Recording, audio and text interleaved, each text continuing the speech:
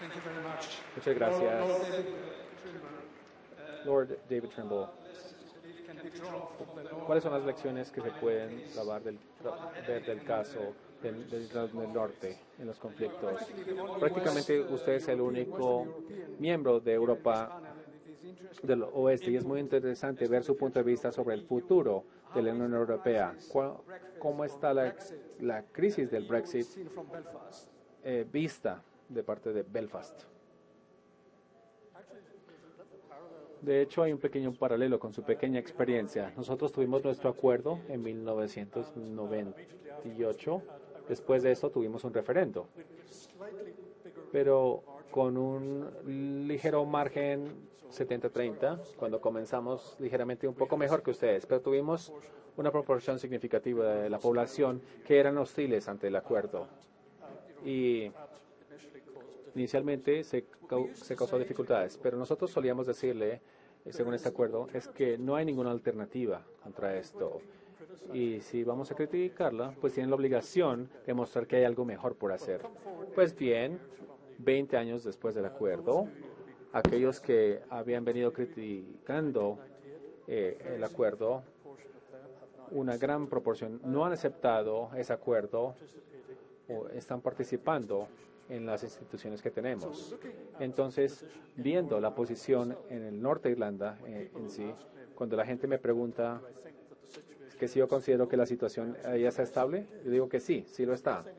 No hay nada que va a suceder dentro de Irlanda del Norte que desestabilice las cosas, pero las cosas por fuera pues, se pueden desestabilizar. Mi preocupación era con Escocia. El Partido Nacional de Escocia incrementó su representación en el Parlamento escocés. Y yo dije que ese tema, eso puede desestabilizarnos. Este continente ya tenía un referendo sobre una Escocia independiente y eso fue ganado por un margen del 10%. Pero el tema que fue lidiado no ha llegado de otra forma del Brexit, del sentido de que el Reino Unido ahora está en el proceso de dejar la Unión Europea.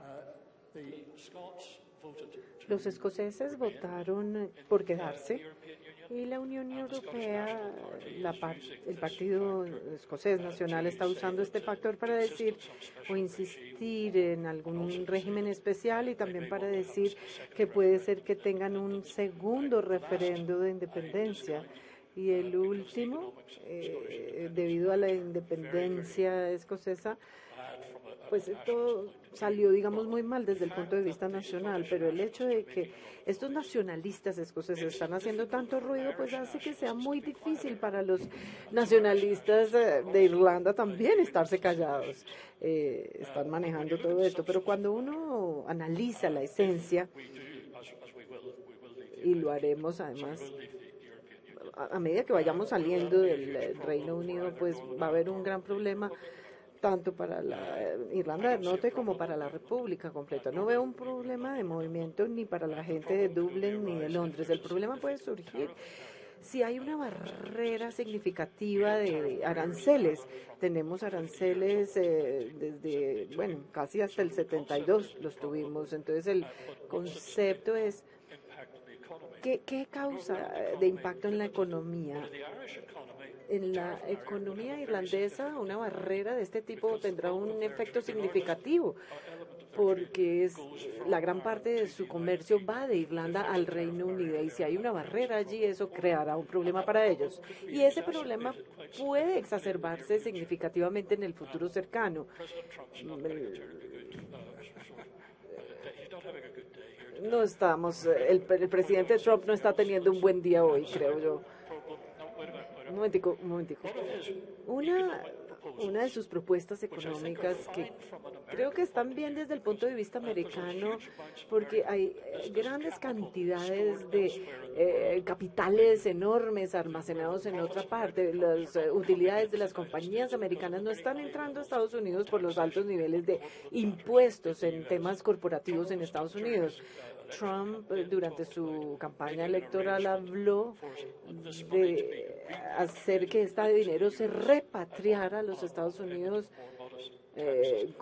pagando unos impuestos un poco más modestos. Esto financiaría los planes industriales de Trump desde el punto de vista de desarrollo, pero succionará capital de otros países.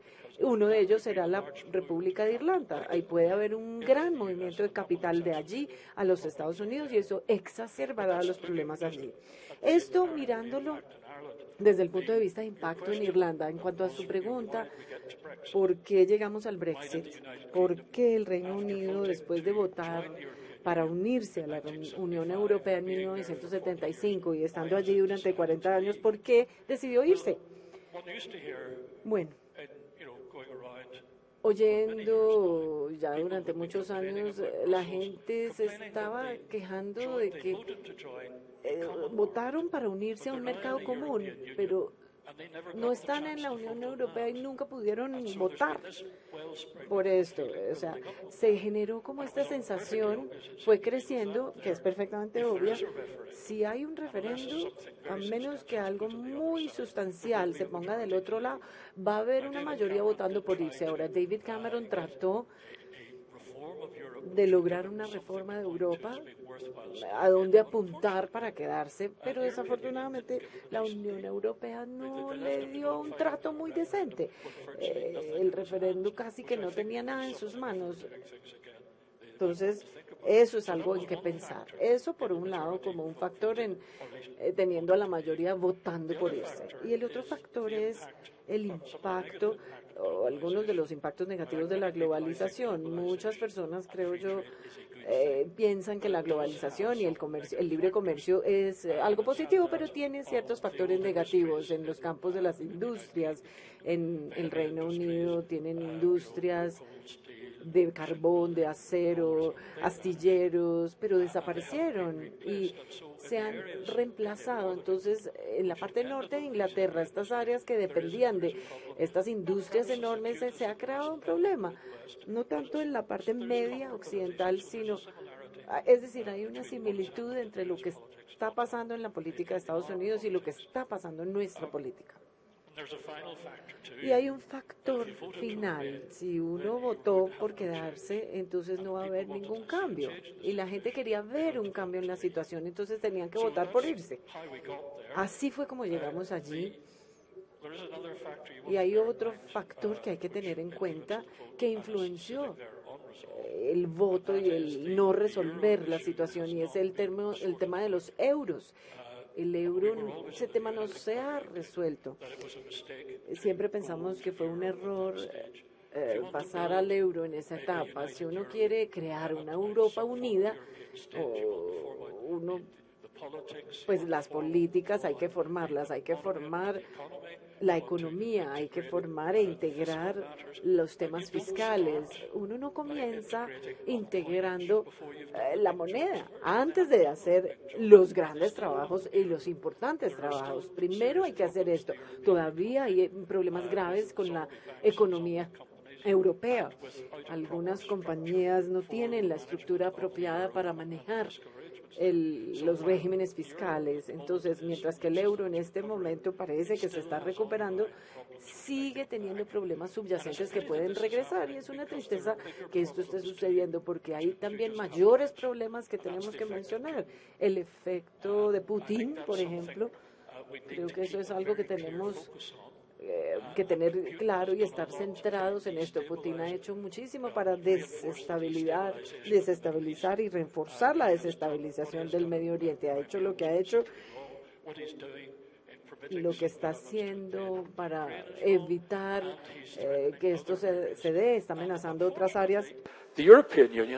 Afortunadamente, la Unión Europea no tiene medidas ni la capacidad para defender sus fronteras, o ni siquiera para regularlas. Eso lo vimos en la crisis. Entonces, todos estos problemas, pues para el que crea que tal vez el Reino Unido cambie de opinión, eso no va a pasar. Lo que tiene que pasar es que los otros países en Europa hagan una reflexión, piensen profundamente. vamos a tener que acelerar esto. Lord Chamberlain. Now I turn to you, Professor Jody Bueno, Williams. pasamos a la profesora Jody Williams.